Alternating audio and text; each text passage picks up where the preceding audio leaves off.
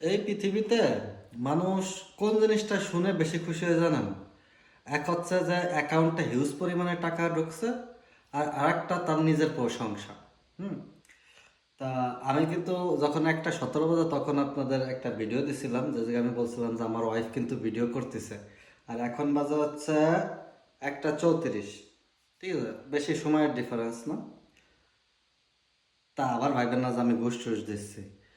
তা এই যে যে ভিডিওটা করতেছি, তো তখন মনে করেন যে কিছু ডিসকাশনের জন্য, যে কিছু আলাপ আলোচনার জন্য আমরা এমন একটা জায়গায় এসে পৌঁছাইছি যে আমার ওয়াইফ মনে করেন যে আমার জন্য কালকে যে মুরগি রান্না করবে। ঠিক আছে, যে বলছি না যে মাস্টার না থাকলে আপনি কিভাবে ভালো স্টুডেন্ট হবেন।